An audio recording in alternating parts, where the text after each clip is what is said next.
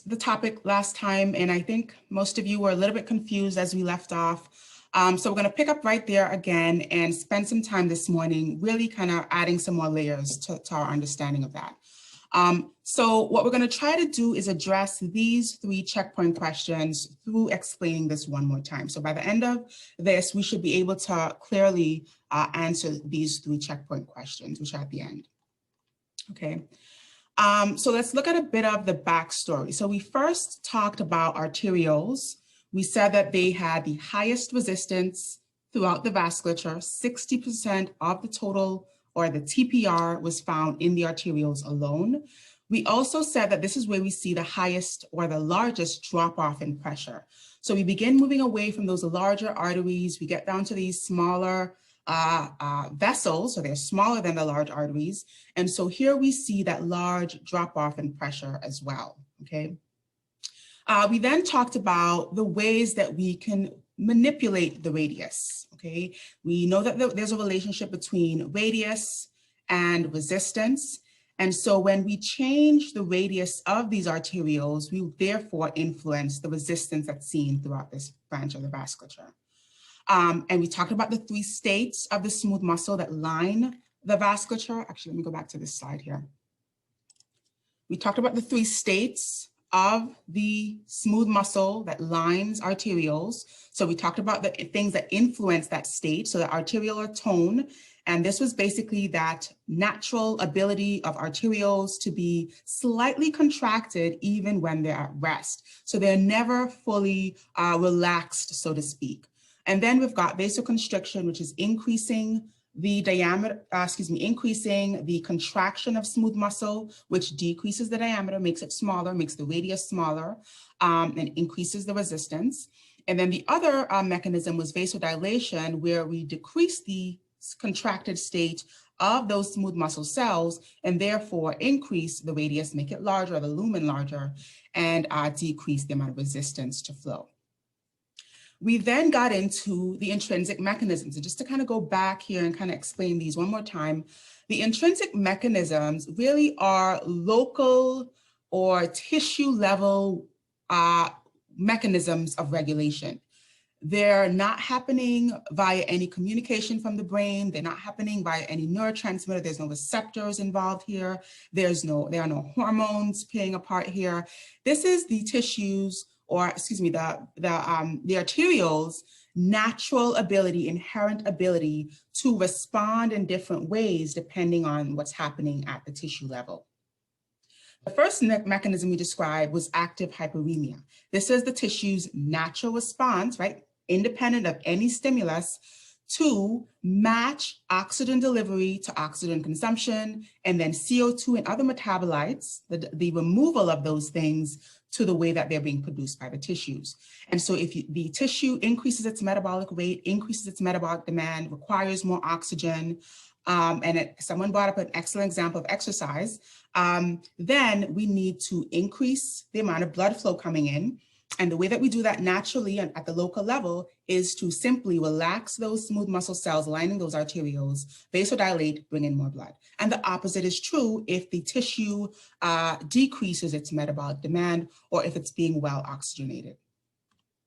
The second mechanism we talked about, reactive hyperemia. Same mechanism, same outcome, same response. The cause here was different. Instead of the tissue requiring more oxygen, the tissue is actually getting less flow because of some type of interruption or blockage to flow. All right, so the cause is where we see the difference between active and reactive, and then the mechanisms wind up being the exact same. And remember, this can happen in both directions, right? If you decrease metabolic demand, there's vasoconstriction. If we increase metabolic demand, there's vasodilation. We then spoke about the third mechanism, which is myogenic response. And the myogenic response is another, again, local inherent ability of arterioles to respond to the pressure in the vessel and how much stretch is being exerted on that vessel wall. And so we see this again happening in both directions. If you increase the pressure, increase the perfusion, increase the amount of stretch on that vessel wall, on the arterial wall, then the natural response of that tissue is to, of the arterial, I keep saying tissue, the arterial is to vasoconstrict or to decrease the amount of flow, and that is how we can regulate the amount of flow that's coming in through the arteriole.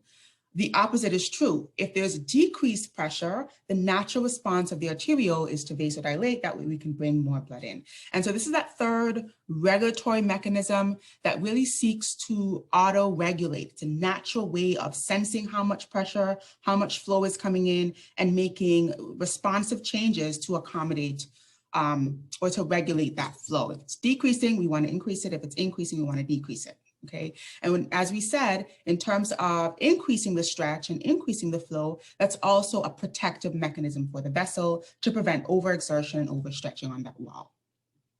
Okay, and I'm going to share a video I'm not going to play it now, although it's really short. I'm going to put it in Brightspace under the module. And so look out for it. It's going to explain a little bit more about this myogenic response, and it has a really nice animation that shows how this is brought about. But it's basically the arteriole's natural response to adjust its wall, to adjust its lumen size based upon the pressure that's coming in. Okay. So that's kind of the backstory. That's kind of reviewing what we talked about. And then we got into the extrinsic mechanisms. So this is where we see the involvement of sympathetic nervous system and the hormones that we'll talk about in a bit. This is where we see the involvement of the receptors, right? The alpha adrenergic receptors, the beta adrenergic receptors, and then the neurotransmitters and hormone. So I'll talk about how epinephrine can be both. But these external players, communication from the brain coming in on neurons or as neurotransmitters or as hormones, this is why we call this extrinsic control, because this is also adjusting the radius of the arteriole, but this is happening outside of what's inherently being done by the tissue, by the arteriole at the local tissue level. Okay, and I'm going to re-explain or go back over this equation here. We talked about this original equation, so this should be quite familiar, that cardiac output is equal to mean arterial pressure divided by total peripheral resistance. And we rearrange this equation to say that mean arterial pressure is equal to cardiac output by total peripheral resistance. But what we can deduce from rearranging this equation is a different way to express how total peripheral resistance is directly proportional to mean arterial pressure. In other words, if I'd like to maintain my pressure, and this becomes important in terms of exercise, shunting blood one way or another, in terms of hemorrhaging, if you lose blood pressure, if I'd like to increase my mean arterial pressure, the easiest way to do that, right, the easiest way to do that is to increase both of these variables. And so total peripheral resistance, which is the resistance that is mostly in the arterioles. Remember, 60% of the TPR is in arterioles. And so if I manipulate the radius of arterioles, I can increase total peripheral resistance and I can increase mean arterial pressure, okay? All right. Any questions about that so far? And then we're gonna get back into these examples of the extrinsic control. Any questions so far? All right, so the first mechanism of an extrinsic control was the sympathetic nervous system. And before we get into it, I want to point out that the parasympathetic nervous system does not play an important role on arterioles. Sort of the same relationship that we saw in terms of the parasympathetic relationship and ventricular contractility. There's very little influence of the parasympathetic system on arterial radius. And so we're not going to speak about that at all. So the only autonomic nervous system that has a part to play here is the sympathetic nervous system. And so when we look at most of the vasculature, most of our arterioles, excepting the ones in the brain, right? The brain is a really important exception here. We see alpha adrenergic receptors, and they bind norepinephrine at a higher affinity. They're more attracted to norepinephrine, and that's going to bring about vasoconstriction, which will decrease the lumen of arterioles. And we said that decreasing the lumen increases the resistance. So in other words, we increase total peripheral resistance. And based upon the relationship we just described, if I increase total peripheral resistance, I'm going to increase mean arterial pressure, okay? And then we talked about the location of or rather the receptors that are found on skeletal and cardiac muscle. We said that we have both alpha and beta-2 receptors, but we said that there were mostly beta-2 receptors on these tissues specifically. So these are the arterioles that are going to skeletal and cardiac muscle. Remember, this is not on the tissue itself, but rather the arterioles that are going to these tissues. That's what we're speaking about. So they've got alpha and beta-2 receptors, mostly beta-2, and they can bind both norepinephrine and epinephrine. So norepinephrine is going to bind to alpha receptors. We already kind of explained that or established that. That's going to bring about vasoconstriction. But then they can also bind epinephrine to alpha receptors and beta-2 receptors on the arterioles in these tissues. And that's going to bring about vasoconstriction at the alpha receptors and then vasodilation at the beta-2 receptors. We also want to remember that epinephrine has a greater affinity for beta-2 receptors. And so that brings about this dosage dependent or concentration dependent relationship. If there's a little bit of epinephrine around, it's only going to bind to the receptors with which it has the greatest affinity. So if there's a little bit of epinephrine around, it only binds beta-2 receptors. If there's a lot of epinephrine around, it's going to bind both. And because it binds both, it's going to bring about vasoconstriction everywhere that we have alpha receptors, and then vasodilation everywhere that we have beta-2 receptors. Okay, and I'll continue to reiterate that and kind of drive that point home so that it becomes clear. So let's go over this here one more time. So we said at lower concentration, because there's a greater affinity, a greater attraction or affiliation between beta-2 receptors and epinephrine. So at low epinephrine concentrations, it only binds beta-2 receptors. It only causes vasodilation on the arterioles to skeletal and cardiac muscle.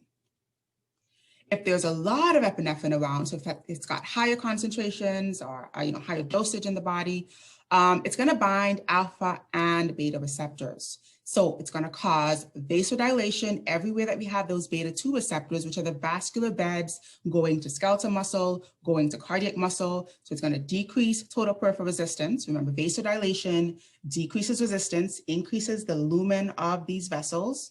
That's going to decrease blood pressure. And so the protective mechanism is to have vasoconstriction everywhere else, okay? So vasoconstriction is going to be brought about by the binding of the excess levels of epinephrine at this point to alpha receptors, which will increase total peripheral resistance. And we say increase / maintain here, because if it's being decreased because of the action at beta-2 receptors, then it's going to be a corrective or a protective response to increase it everywhere else. So we say maintain or increase TPR, and that's going to help maintain blood pressure. Okay. And then we've got hormones here, epinephrine. So epinephrine can be both a neurotransmitter binding to both those receptors we just described, as well as a hormone being released from the adrenal medulla. And so epinephrine is going to bring about the same response, whether it's a hormone or a neurotransmitter. So this is pretty straightforward. But then we've also got two of our kidney-associated or renal-associated hormones. The first one is vasopressin or antidiuretic hormone, or ADH, secreted by the posterior pituitary. This is going to increase the amount of water that's reabsorbed in the distal part of the kidneys. That's going to be an attempt to increase blood pressure, right? Remember, antidiuretic means against diuresis or preventing diuresis. In other words, preventing excess fluid loss from the body. And so it's going to increase the amount of water reabsorbed. That's also going to cause vasoconstriction. And those two mechanisms are going to help to increase blood pressure. And then there's angiotensin 2, similar response, also going to cause vasoconstriction in our arterioles, and that will also increase total peripheral resistance, which we know will increase mean arterial pressure. Okay, so these hormones are really given, and one of the most practical ways to explain this is think about a patient that's hemorrhaging or bleeding out. These are the hormones that they need, right? They need epinephrine to vasoconstrict all of their vessels. Otherwise, blood pressure is going to be dangerously low. And so one of the ways that we increase blood pressure, in other words, increase mean arterial pressure, same idea, is to increase total peripheral resistance, or to vasoconstrict, or to clamp down on the lumen or the radius of the arterioles. Okay. All right. Let me see what questions we have at this point. See what questions you have at this point.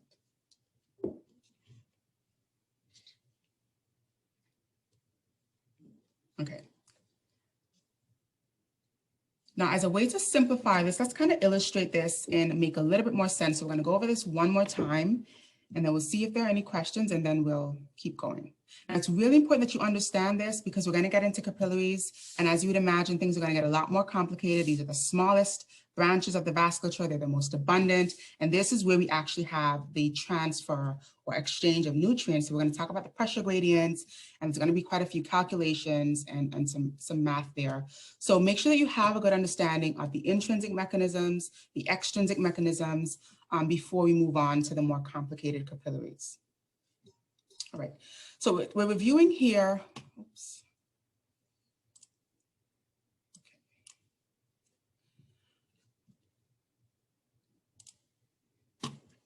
All right, so we're reviewing here, we're kind of organizing the extrinsic control of arterial radius.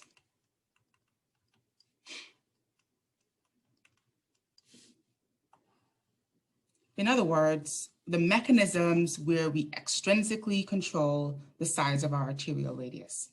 And we said that the two divisions here are the sympathetic nervous system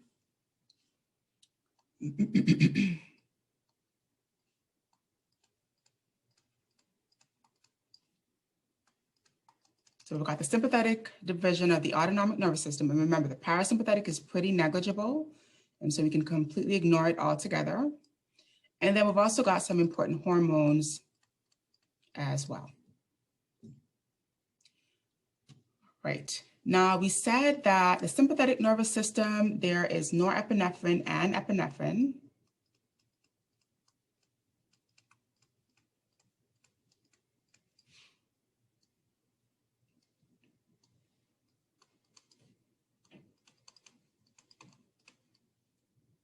Oops. And epinephrine.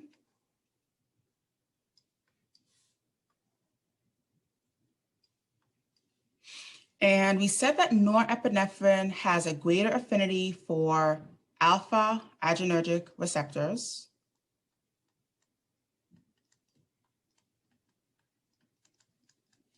And when norepinephrine binds to an alpha adrenergic receptor, the response is vasoconstriction,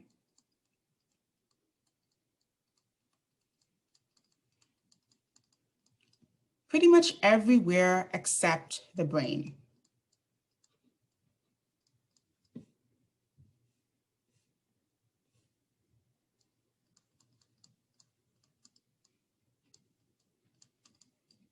Okay. Epinephrine, on the other hand, it had an opportunity to bind both alpha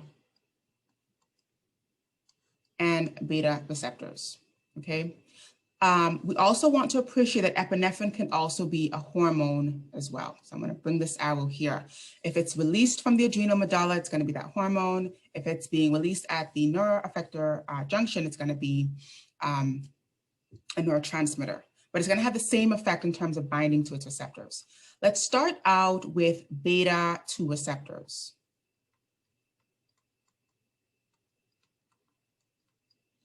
And we said that beta-2 receptors, there's a higher affinity here. And so if there's a low concentration of epinephrine floating around, it's only going to bind to beta-2 receptors. So I'm going to put a decreased arrow here to represent that. So at low concentrations, only binds beta-2 receptors, and it only brings about vasodilation.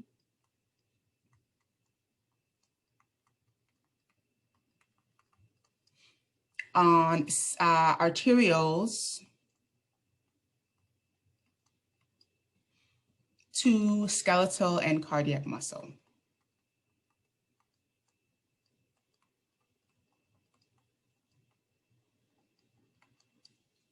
Okay. On the other end, if we have a high concentration, because of this dosage-dependent relationship, if we have a high concentration of epinephrine around, I'm going to put that here, let's put that in green. we got a high concentration of epinephrine around, it's going to bind both alpha receptors. Actually, let's use another color here.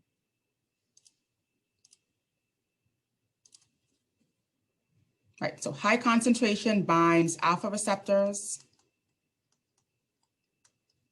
as well as beta receptors. And so at high concentrations, both these responses are brought about, okay? We see vasoconstriction everywhere except the brain.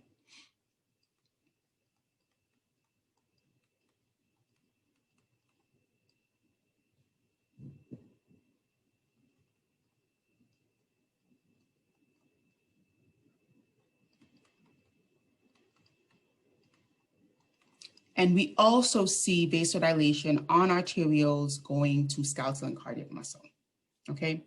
So this is a dosage, I'm gonna write up here, dosage-dependent relationship.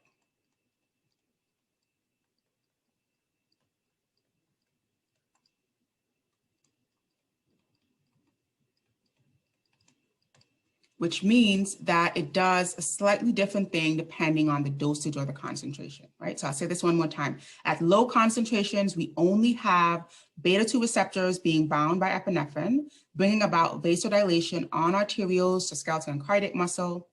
But if we have a lot of epinephrine around, and think about this as being synonymous with that fight or flight response, with exercise, a lot of epinephrine flooding the system, we have both of these responses taking place.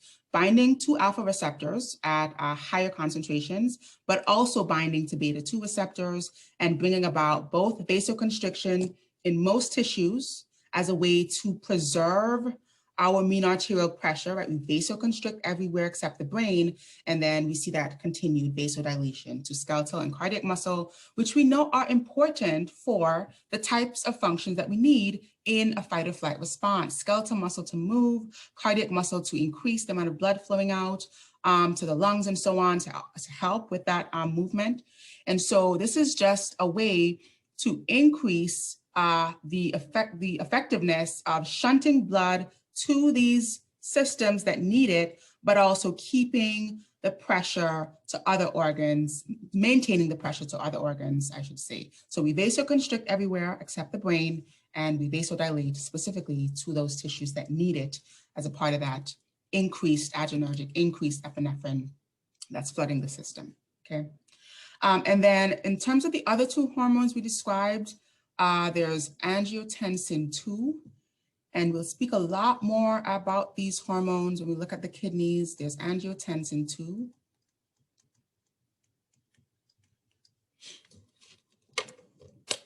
As well as vasopressin, which we also call antidiuretic hormone or ADH, okay? And both of these are gonna bring about the exact same thing. I apologize for the scratchy drawings. Kind of relearn this drawing here, okay? Both of these are gonna bring about the exact same thing, that's vasoconstriction.